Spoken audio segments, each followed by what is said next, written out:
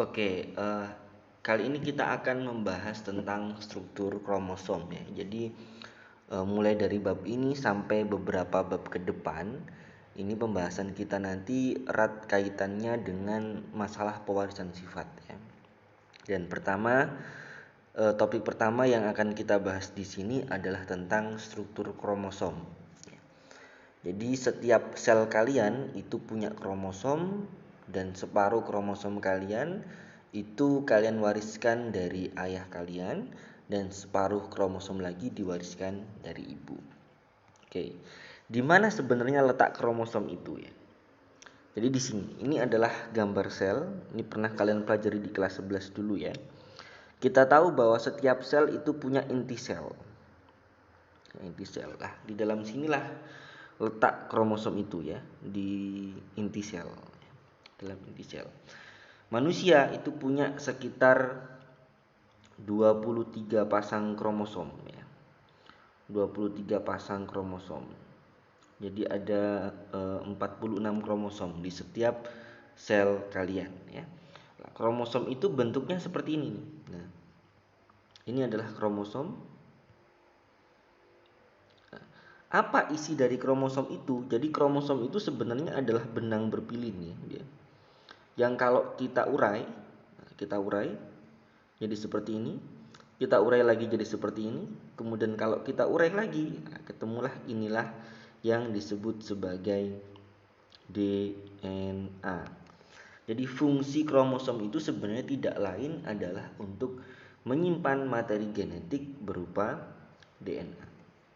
Oke ya.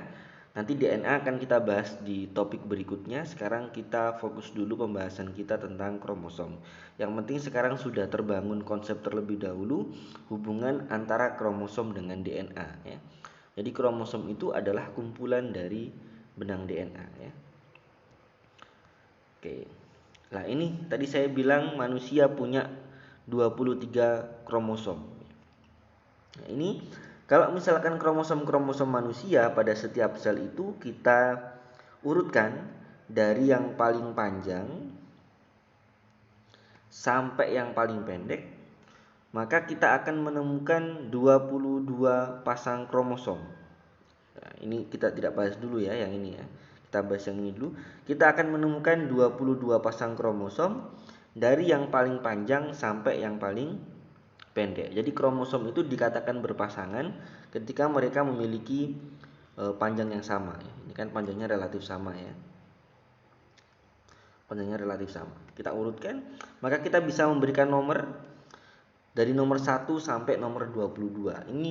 Ini penting untuk dilakukan seperti ini karena biasanya ini digunakan untuk mencari tahu apakah terjadi kelainan kromosom atau tidak. Ya, misalkan sindrom Down itu terjadi kelainan kromosom pada kromosom nomor 21. Jadi nomor 21-nya ini dia trisomi. Jadi ada 3 kromosom di sini. Ya, berarti terjadi kelainan pada kromosom 21.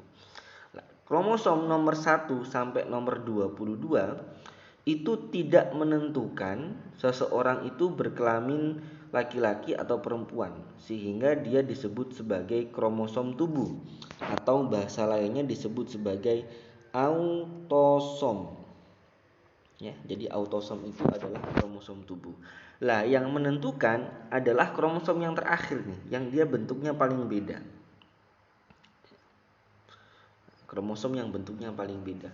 Kalau misalkan seseorang memiliki kromosom X dan X di kromosom seksnya, maka dia akan berkelamin perempuan.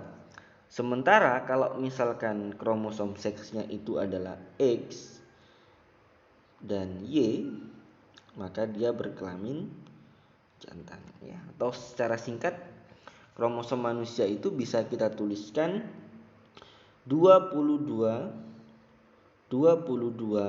pasang autosom ya. Berarti ini AA berarti pasang autosom plus XX kalau misalkan dia perempuan, atau 22 pasang autosom plus XY kalau misalkan dia laki-laki gitu ya. Jadi kromosom ada dua macam, ada autosom atau kromosom tubuh dan ada kromosom seks gitu ya. Oke, lanjut. Nah, sekarang kita ke struktur kromosom. Oke, yang perlu kalian tahu di sini, kromosom itu bentuknya kadang seperti ini, kadang seperti ini ya, bergantung pada tahap pembelahan selnya. Jadi jangan bingung, yang benar yang mana nih Pak? Lengannya ada 2, ada 4, dua-duanya benar ya. Memang kadang dia terlihat punya 2 lengan, kadang dia terlihat punya 4 lengan. Oke, lah lengannya ini kita sebut sebagai kromatid ya. Kromatid ya, kromatid. Nah, ketika kromosom itu punya 4 lengan, punya 4 kromatid ya. Lihat nih ya, kromatid yang atas sama kromatid yang bawah kan ukurannya beda. Lah, lengan kromatid yang ukurannya sama, ini dan ini sama ini kan ukurannya sama. Ini sama ini ukurannya sama.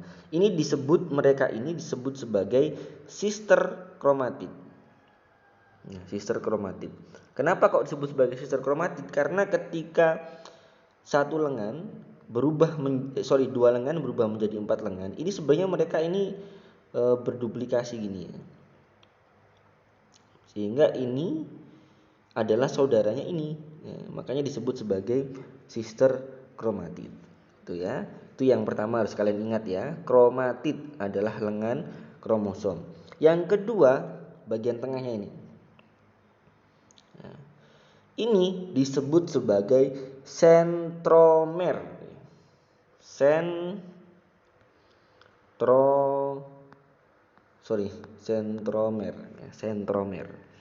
Oke ya. Lah, tadi saya bilang kan kromosom itu dikatakan berpasangan kalau misalkan panjang kromatidnya sama ya. Tapi juga ada indikator lain, yaitu letak sentromernya. Jadi sentromer itu bisa letaknya di tengah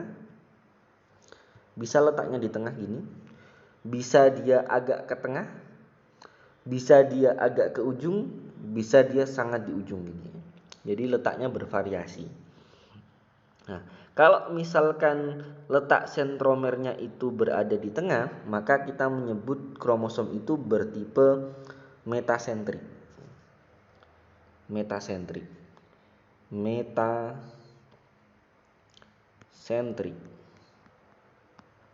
Ini bahasa Indonesianya ya.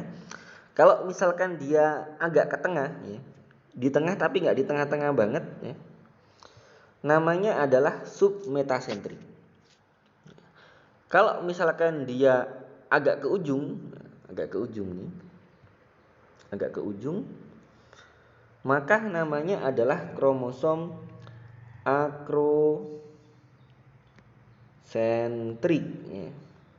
Akrosentrik ya. Nah, kalau dia ngepok nih berarti di ujung pol nih ya. Di ujung pol.